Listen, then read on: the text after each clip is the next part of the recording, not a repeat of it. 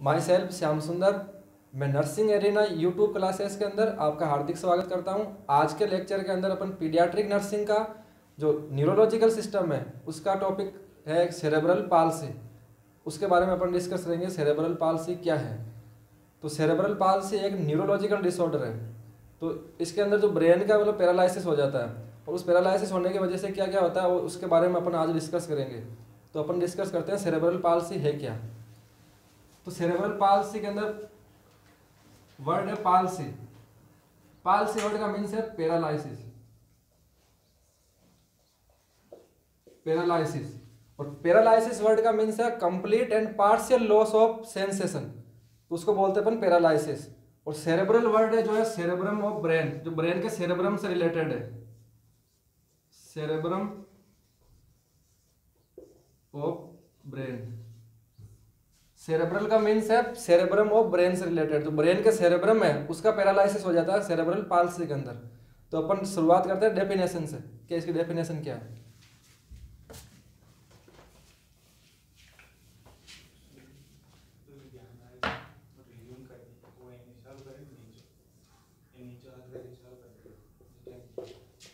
Definition तो cerebral palsy की definition के बारे में अपन देखेंगे। Cerebral palsy characterized by impaired movement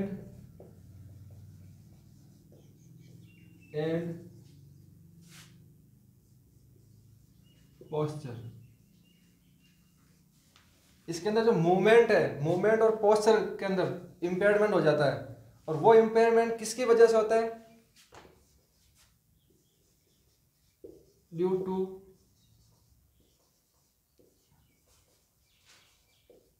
abnormality in extrapyramidal and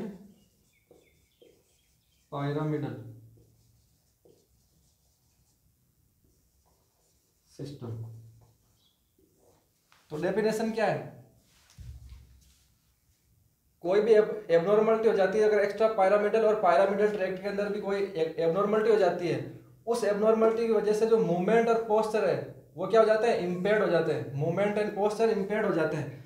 उस इम्पेयरमेंट को अपन बोलते हैं सेरेब्रल पाल्सी। तो इसकी डेफिनेशन एक बार अपन वापस देखते हैं। Impaired movement and posture due to abnormality in extra pyramidal and pyramidal system. तो एक्स्ट्रा पायरामिडल और पायरामिडल सिस्टम के अंदर एबनॉर्मलिटी हो जाती है, उसकी वजह से क्या हो जाता है? मूवमेंट और पोस्चर के अंदर इम्पेयरमेंट हो जाता है, उसको अपन बोलते हैं सेरेब्रल पाल्सी। अब अपन कोज की बात करते हैं कि कौन कौन से कोज है इसके। Causes of cerebral palsy.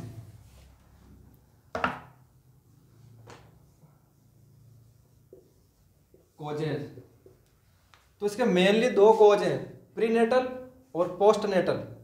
तो अपन फर्स्ट डिस्कस करते हैं प्रीनेटल कोज।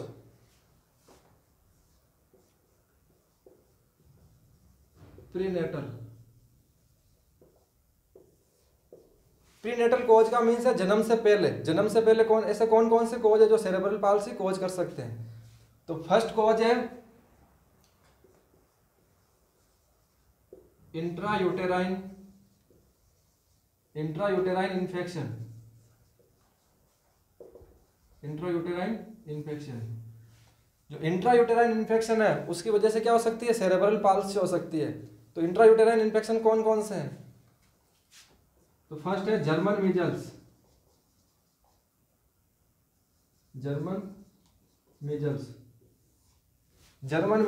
फर्स्ट क्या? German measles. जर्मन मीजल्स को अपन क्या बोलते हैं? रूबेला।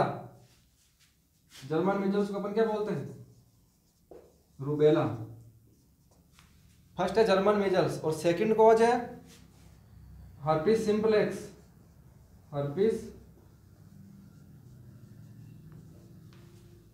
सेकंड कॉज क्या? सेकंड इन्फेक्शन कौन सा है? Herpes simplex. तो इनकी वजह से क्या हो सकती है? Cerebral palsy. अब देखते हैं सेकंड कॉज। सेकंड कॉज है हाइपोक्सिया। हाइपोक्सिया। तो हाइपोक्सिया वर्ड का मीन्स होता है lake of oxygen in tissue, मतलब टिश्यू के अंदर ऑक्सीजन की क्या हो जाती है, कमी हो जाती है। तो अगर टिश्यू के अंदर ऑक्सीजन की कमी हो जाए तो मतलब क्या हो जाएगा, लेक ऑफ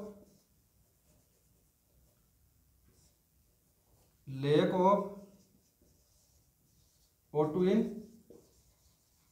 टिश्यू। तो टिश्यू के अंदर ऑक्सीजन की कमी हो जाएगी, जिसकी वजह से ब्रेन तक ऑक्सीजन नहीं पहुंच पाएगी, तो ब्रेन की सेल क्या हो जाएगी, डेड हो जाएगी। और इसकी वजह से क्या हो जाएगा, ब्रेन का फंक्शन अफेक्ट होगा। और ब्रेन के फंक्शन अफेक्ट होने की वजह से क्या हो सकती है, सेरेब्रल पाल्सी हो सकती है। तो क्या होगा, lack of oxygen in tissue. तो सेकंड कॉज था हाइपोक्सिया। अब थर्ड कॉज अपन पढ़ेंगे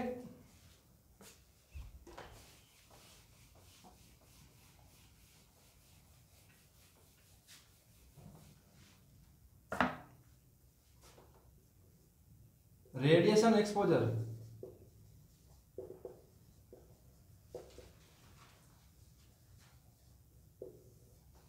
रेडिएशन एक्सपोजर, तो रेडिएशन एक्सपोजर कैसे सेरेब्रल पाल्सी कॉज कर सकता है। जैसे कोई मदर रेडिएशन के एक्सपोजर में आई हो, उसकी वजह से जो प्रेगनेंसी के दौरान अगर फिटस अफेक्ट हुआ रेडिएशन की वजह से, तो क्या कर सकता है, सेरेब्रल पाल्सी कॉज कर सकता है। जैसे मदर कोई एक्सरे प्रेगनेंसी के दौरान एक्सरे हो या MRI हो, उसके रेडिएशन के कॉन्टेक्ट में आने की वजह से क्या हुआ, सेरेब्रल बच्चे को क्या हो सकता है, एडवर्स इफेक्ट हो सकता है। और उस एडवर्स इफेक्ट की वजह से क्या हो सकता है, सेरेब्रल पाल्सी। और फोर्थ कॉज है टेराटोजेनिक ड्रग। टेराटोजेनिक ड्रग, तो टेराटोजेनिक ड्रग क्या है। टेराटोजेनिक ड्रग ऐसे एजेंट होते हैं, ऐसी ड्रग होती है जो डेवलपमेंट को डिस्टर्ब कर देती है। जो डेवलपमेंट होता है फिटस का या एम्ब्रियो का, एम्ब्रियो या फिटस का डेवलपमेंट को क्या कर देती है, डिस्टर्ब कर देती है। जैसे एग्जांपल के तौर पर अपन देखें तो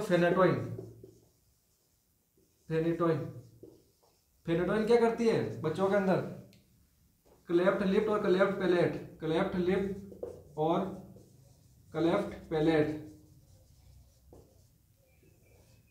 ये क्या करती है, फेनेटोइन बच्चों के अंदर क्लेफ्ट लिप और क्लेफ्ट पैलेट कॉज करती है। तो एक एग्जांपल था टेराटोजेनिक ड्रग का। तो टेराटोजेनिक ड्रग ऐसे ड्रग होती है जो फिटस और एम्ब्रियो के डेवलपमेंट को क्या कर देती है, डिस्टर्ब कर देती है। और उसकी वजह से क्या कॉज कर सकती है, सेरेब्रल पाल्सी। तो ये तो थे प्रीनेटल कॉज। अब अपन पढ़ेंगे पोस्ट नेटल कॉज।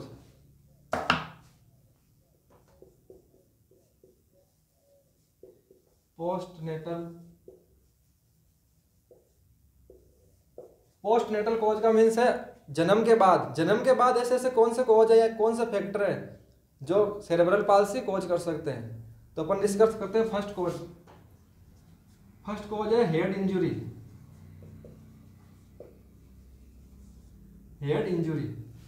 तो हेड इंजुरी क्या, जैसे कोई जन्म के बाद कोई इंजुरी हो गई, हेड इंजुरी हो गई, या ब्रेन ट्रॉमा हो गया हो, उस ट्रॉमा की वजह से जो ब्रेन का कोई पार्ट पैरालाइज हो गया, या ब्रेन का कोई पार्ट डेड हो गया हो, या उस ब्रेन का कोई पार्ट के अंदर फंक्शन लॉस हो गया हो, अगर उस फंक्शन की वजह लॉस होने की वजह से और उस इंजरी की वजह से क्या हो सकता है, सेरेब्रल पाल्सी हो सकती है।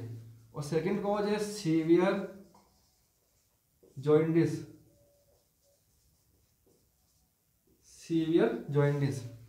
तो सीवियर जॉइंटिस कैसे कर सकता है सेरेब्रल पाल्सी कोज। अपन देखेंगे कि सीवियर जॉइंटिस क्या करता है, कर्निक टेरस कोज कर सकता है, कर्निक टेरस।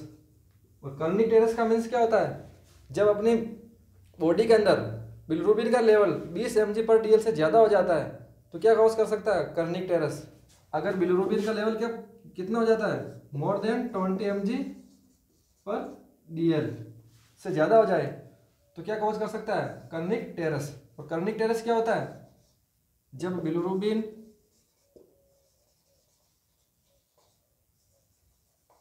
क्रॉस कर जाता है ब्लड ब्रेन बैरियर को, ब्लड ब्रेन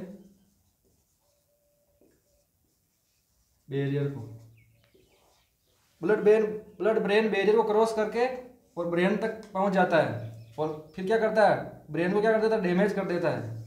तो डैमेज ब्रेन। तो कर्निक टेरस कैसे कॉज करता है, अगर बिलिरुबिन का लेवल बॉडी के अंदर 20 mg/dl से ज्यादा हो जाए और बिलिरुबिन क्या करता है, ब्लड ब्रेन बैरियर को क्रॉस कर जाता है और क्रॉस करके ब्रेन तक पहुंच जाता है और ब्रेन को आगे जाके क्या करता है, डैमेज कर देता है। और ब्रेन का डैमेज होने से क्या हो सकती है, सेरेब्रल पाल्सी हो सकती है। और ये ब्लड ब्रेन बैरियर जो कौन बनाती है, एस्ट्रोसाइट। एस्ट्रोसाइट होती है जो क्या बनाती है, ब्लड ब्रेन बैरियर। ये एक न्यूरोग्लिया सेल है, न्यूरोग्लिया सेल होती है जो supporting cell of nervous system. तो एस्ट्रोसाइट है वो क्या बनाती है, ब्लड ब्रेन बैरियर। तो ये थे दो कोज, हेड इंजरी और सीवियर जॉइंटिस। तो सीवियर जॉइंटिस कैसे करता है, सेरेब्रल पाल्सी कोज। तो सीवियर जॉइंटिस क्या करता है, कर्निक टेरस। सीवियर जॉइंटिस की वजह से कर्निक टेरस हो जाता है। और इस कर्निक टेरस की वजह से क्या होता है, कर्निक टेरस में क्या होता है, जब बिलिरुबिन 20 mg/dl से ज़्यादा हो जाता है, और ज़्यादा होने की वजह से बिलिरुबिन क्या करता है, ब्लड ब्रेन बैरियर को क्रॉस कर जाता है। और क्रॉस करने की वजह से बिलिरुबिन ब्रेन तक पहुंचकर ब्रेन को डैमेज कर देता है। और डैमेज होने की वजह से ये क्या करती है, सेरेब्रल पाल्सी कोज करती है। तो ये थे कोज, मोस्टली दो कोज थे, प्रीनेटल और पोस्ट नेटल। प्रीनेटल के अंदर अपन ने पढ़ा था हाइपोक्सिया, सेकंड पढ़ा था अपने रेडिएशन एक्सपोजर, और थर्ड अपन ने पढ़ा था टेराटोजेनिक ड्रग्स, और फोर्थ था इंट्रायूटेराइन इन्फेक्शन। और ये थे फिर सेकंड था पोस्ट नेटल कोज। तो ऐसा कोज जो बर्थ के बाद, जन्म के बाद ऐसे ऐसे कौन से कोज थे जो सेरेब्रल पाल्सी कोज कर सकते थे। तो उसमें था एक तो हेड इंजरी और दूसरा था सीवियर जॉइंटिस। अब अपन डिस्कस करेंगे टाइप के बारे में। Type of cerebral palsy. तो मेनली इसके 4 टाइप है सेरेब्रल पाल्सी के, one by one upon discuss करेंगे। तो type of cerebral palsy, types. तो फर्स्ट टाइप है स्पास्टिक सेरेब्रल पाल्सी, शॉर्ट में लिख रहा हूं, spastic cerebral palsy. Spastic cerebral palsy जो ये मोस्ट कॉमन टाइप है सेरेब्रल पाल्सी का। और ये किस वजह से होता है, जब अपर मोटार न्यूरॉन होता है उसके अंदर कोई लीजन हो जाता है, उस लीजन की वजह से क्या हो सकता है, स्पास्टिक सेरेब्रल पाल्सी। तो अपन डिस्कस करते हैं ये मोस्टली 60% का है, 60% टाइप है सेरेब्रल पाल्सी का। और ये मोस्ट कॉमन टाइप है, most common type of cerebral palsy. ये क्या है, सेरेब्रल पाल्सी का मोस्ट कॉमन टाइप है। और ये किसकी वजह से होता है, due to lesion upper motor neuron. Upper motor neuron के अंदर कोई लीजन हो जाए तो उस लीजन की वजह से क्या कॉज कर सकता है, spastic paralysis, spastic cerebral palsy. और ये इसमें लीजन होने की वजह से क्या हो जाता है, ये क्या नहीं करेगा, गाबा को रिसीव नहीं करेगा। तो इट कैन नॉट रिसीव गाबा। गाबा आपको सभी को पता है, गाबा क्या है, एक न्यूरोट्रांसमीटर है। ये क्या है, inhibitory neurotransmitter, inhibitory neurotransmitter.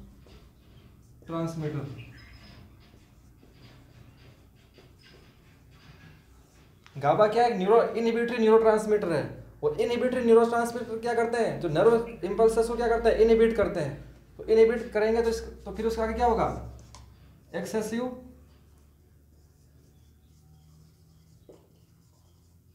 Impulses,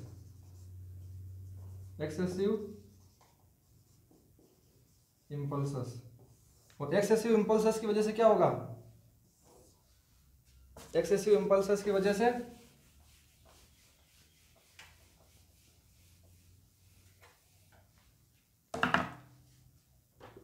body के अंदर मसल है तो क्या हो जाएगी, स्पाज्म हो जाएगी। तो स्पास्टिसिटी या spasm of muscle and rigidity, muscle क्या हो जाएगी, रिजिड हो जाएगी। तो स्पास्टिक पैरालिसिस सेरेब्रल पाल्सी के अंदर क्या है, अगर अपर मोटार न्यूरॉन के अंदर कोई लीजन हो जाए तो उस लीजन की वजह से क्या होता है, ये क्या करता है, गाबा को रिसीव नहीं करता है। और गाबा को रिसीव नहीं करेगा, गाबा का काम क्या है, नर्व इंपल्सेस को इनहिबिट करना। तो इनहिबिट नहीं करेगा तो क्या होगा, ज़्यादा से ज़्यादा इंपल्सेस होगी जनरेट, और ज़्यादा इंपल्स जनरेट होने की वजह से क्या होगा, मसल का स्पाज्म हो जाएगा और रिजिड हो जाएगी मसल और हाइपरटोनिया हो जाएगा। तो ये था स्पास्टिक सेरेब्रल पाल्सी। अब अपन पढ़ते हैं second type.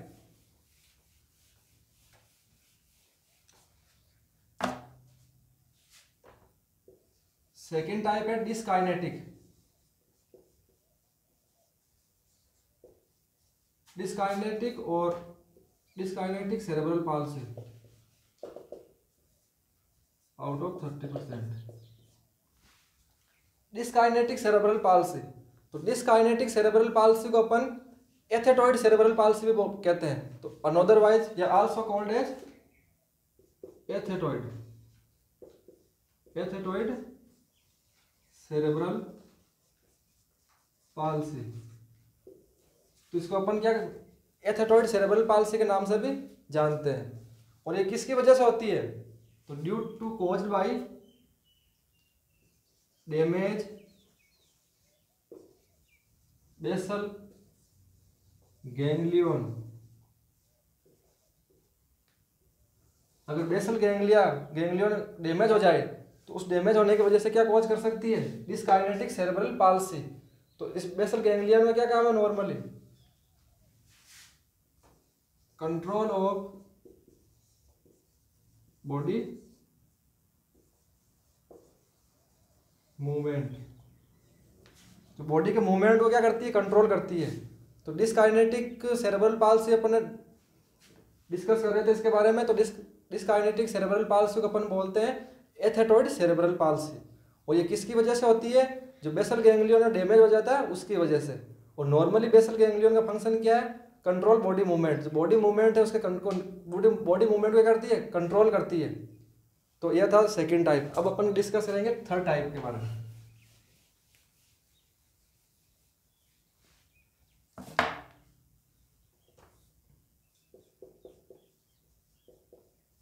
Ataxic cerebral palsy.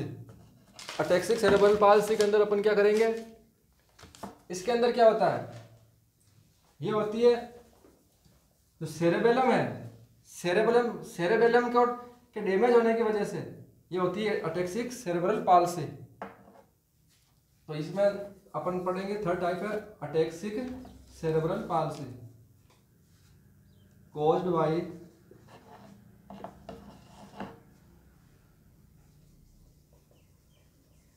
Damage to cerebellum.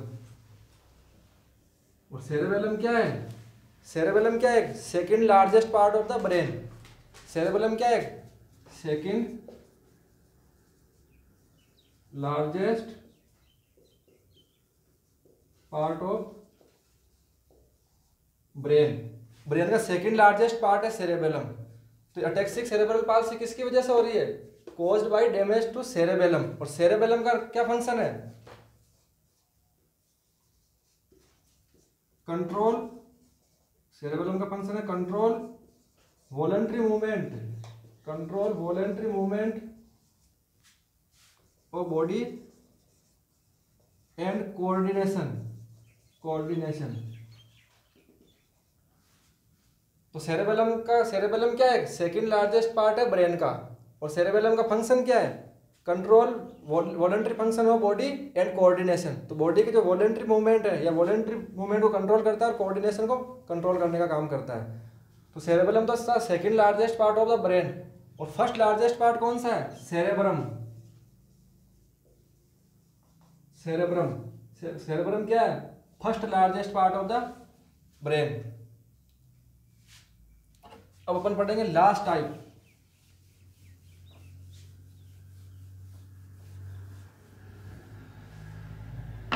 Last type है mix type,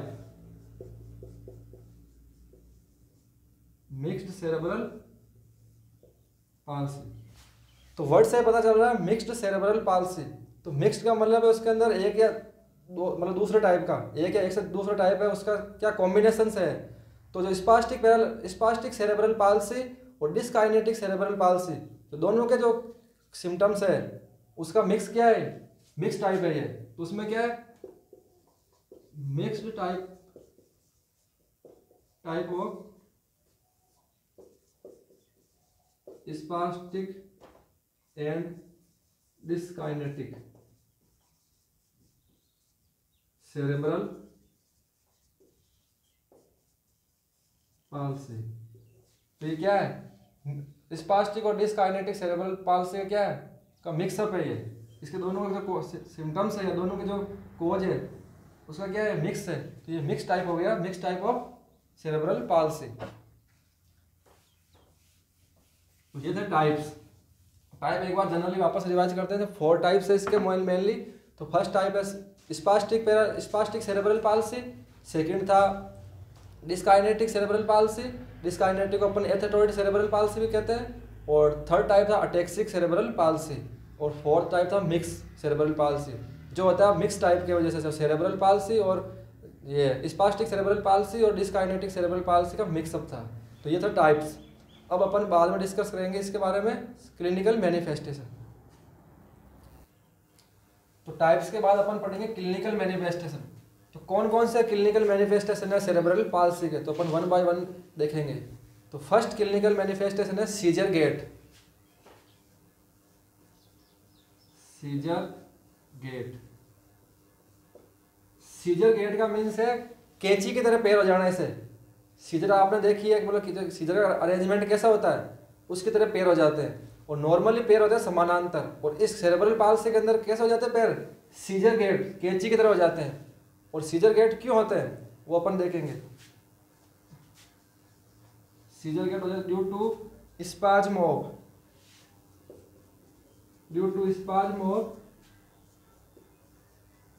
adductor muscle. Scissor gait क्यों होता है, क्योंकि जो अडक्टर मसल होती है उसका क्या हो जाता है, स्पाज्म हो जाता है।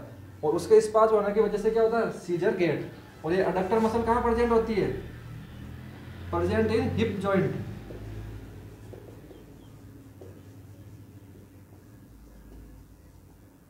कहाँ प्रेजेंट होती है, हिप जॉइंट के अंदर प्रेजेंट होती है अडक्टर मसल। तो फर्स्ट क्लिनिकल मैनिफेस्टेशन था सीजर गेट। सेकंड है डिस्टर्ब मूवमेंट एंड पोस्चर। तो मूवमेंट और पोस्चर वो क्या हो जाएंगे, डिस्टर्ब हो जाएंगे इसके अंदर, क्योंकि जो मसल का स्पाज्म हो रहा है इसके अंदर और प्रॉपर कोऑर्डिनेशन नहीं होने की वजह से क्या हो जाएगा, मूवमेंट और पोस्चर क्या हो जाएंगे, डिस्टर्ब हो जाएंगे। और थर्ड क्लिनिकल मैनिफेस्टेशन है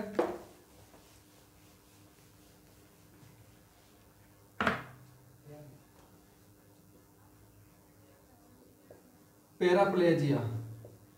क्या है पैराप्लेजिया, पैराप्लेजिया वर्ड का मीन्स है जो paralysis of both lower limb, paralysis of both lower limb.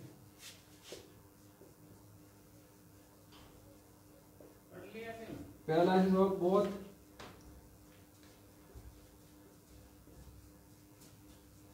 Lower limb. तो थर्ड था पैराप्लेजिया, और पैराप्लेजिया का मीन्स था paralysis of both lower limb. और फोर्थ है टेट्राप्लेजिया।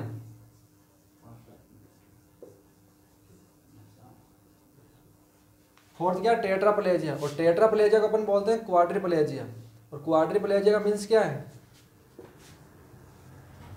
लॉस ऑफ या पैरालिसिस ऑफ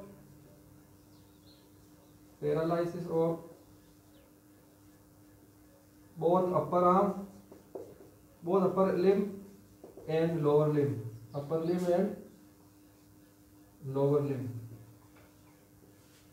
तो टेट्राप्लेजिया का मीन्स क्या, paralysis of both upper limb and lower limb. तो ये था टेट्राप्लेजिया। और उसके बाद आता है डिले माइलस्टोन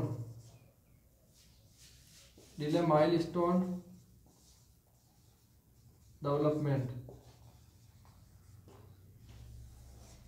जो माइलस्टोन है वो क्या हो जाएंगे, डिले हो जाएंगे, क्योंकि जो ब्रेन का जो फंक्शन है अफेक्ट होंगे इसके अंदर। और ब्रेन का फंक्शन अफेक्ट होने की वजह से डेवलपमेंट प्रॉपर नहीं होगा, और प्रॉपर डेवलपमेंट नहीं होने की वजह से जो माइलस्टोन है वो क्या हो जाएंगे, डिले हो जाएंगे।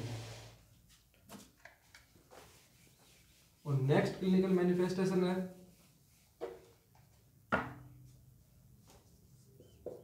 ओपिस्थोटोनस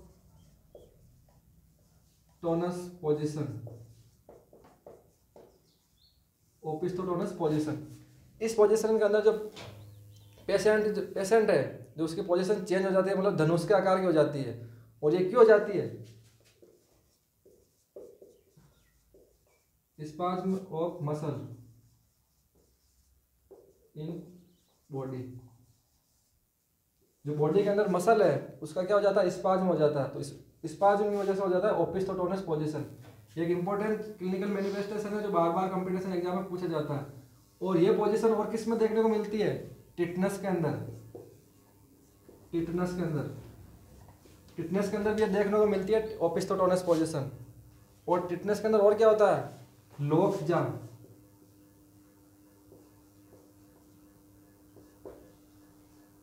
जो जबड़ा वो लॉक हो जाता है टिटनस के अंदर। और नेक्स्ट क्लिनिकल मैनिफेस्टेशन है सीजर। सीजर, सीजर का मीन्स होता है paroxysmal uncontrolled discharge of electrical neurons in brain. तो इलेक्ट्रिकल न्यूरॉन्स का अगर ब्रेन के अंदर डिस्चार्ज ज़्यादा हो जाता है या ज़्यादा डिस्चार्ज होते हैं ब्रेन के अंदर इलेक्ट्रिकल न्यूरॉन्स, तो उसकी वजह से क्या हो जाता है, सीजर। तो ये था क्लिनिकल मैनिफेस्टेशन। तो फर्स्ट क्लिनिकल मैनिफेस्टेशन अपन ने पढ़ा था सीजर गेट। इसके अंदर जो पेशेंट के जो पैर होते हैं वो क्या हो जाते हैं, कैंची के आकार के हो जाते हैं। ये किस वजह से होता है, स्पाज्म ऑफ अडक्टर मसल। और अडक्टर मसल होती है हिप जॉइंट के अंदर प्रेजेंट होती है। और सेकंड अपन ने पढ़ा था disturb body movement and posture. जो मूवमेंट और बॉडी पोस्चर क्या डिस्टर्ब हो जाता है इसके अंदर। और थर्ड क्लिनिकल मैनिफेस्टेशन अपन ने पढ़ा था ये सीजर। और सीजर जो पता है uncontrol electrical discharge of neuron. और फिर अपन ने पढ़ा था पैराप्लेजिया। पैराप्लेजिया का मीन्स है paralysis of both lower limbs.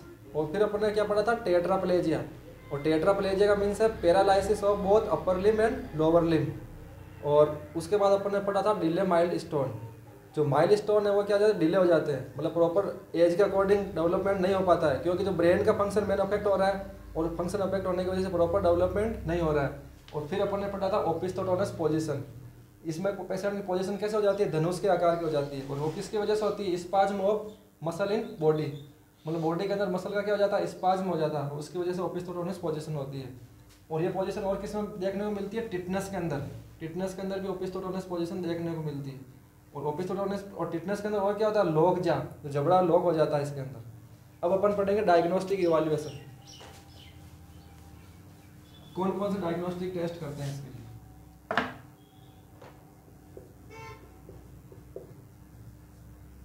Diagnostic evaluation. तो डायग्नोस्टिक इवैल्यूएशन से अपन पता लगा सकते हैं कि सेरेब्रल पाल्सी है या नहीं। तो फर्स्ट डायग्नोस्टिक इवैल्यूएशन अपन करते हैं फिजिकल एग्जामिनेशन। फिजिकल एग्जामिनेशन की सहायता से अपन पता लगा सकते हैं कि सेरेब्रल पाल्सी है नहीं।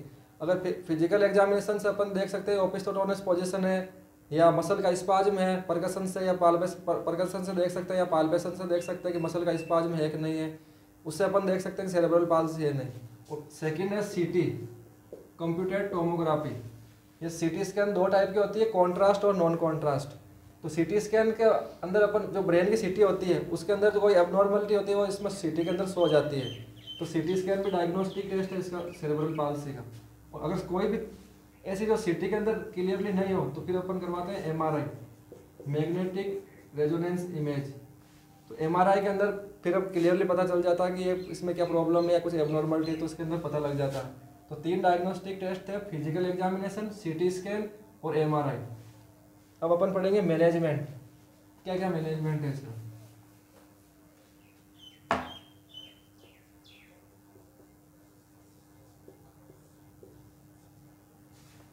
मैनेजमेंट इसका कोई डेफिनेटिव मैनेजमेंट नहीं है, पर सिम्टोमेटिकली इसका मैनेजमेंट है, कोई इसका फिक्स परमानेंट मैनेजमेंट इसका नहीं है। तो डेफिनेट जो थेराप्यूटिक मैनेजमेंट क्या है, सिम्टोमेटिक। तो थेराप्यूटिक मैनेजमेंट,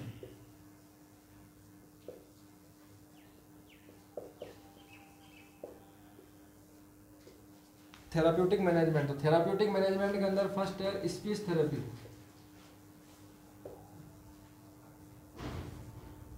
पेशेंट को क्या देंगे, स्पीच थेरेपी देंगे।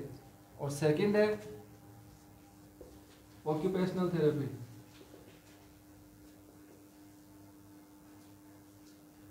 सेकंड क्या, ऑक्यूपेशनल थेरेपी। और थर्ड है एजुकेशनल थेरेपी।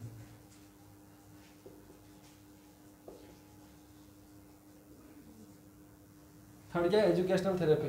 और ये तीनों थेरेपी क्या करती है, स्पीच थेरेपी, ऑक्यूपेशनल थेरेपी और एजुकेशनल थेरेपी, ये तीनों क्या करती है, improve the quality of life, तो लाइफ की क्वालिटी उसको इम्प्रूव करती है therapy.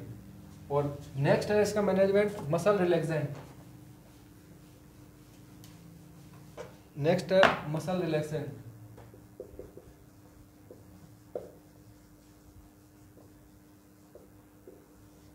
Muscle relaxant, muscle relaxant ऐसी ड्रग होती है जो मसल को रिलैक्स करने में यूज होती है। तो फर्स्ट इसका एग्जांपल है बेक्लोफेन, बेक्लोफेन, सक्सिनाइल कोलाइन, ये क्या है, मसल रिलैक्सेंट जो मसल को रिलैक्स करने में यूज होती है। और थर्ड अपन देते हैं डायजेपाम। डायजेपाम क्यों दे रहे हैं? डायजेपाम इसलिए दे रहे हैं कि पेशेंट को सीजर आ रही थी, उस सीजर को कंट्रोल करने के लिए, तो ट्रीट सीजर, तो सीजर को ट्रीट करने के लिए अपन डायजेपाम दे रहे हैं। और नेक्स्ट अपन देंगे फिजियोथेरेपी। नेक्स्ट और लास्ट है इसका फिजियोथेरेपी।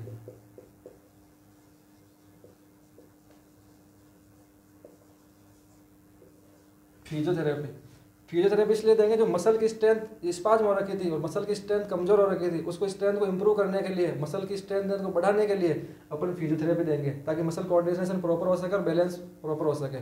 तो ये था मैनेजमेंट। और थैंक यू फॉर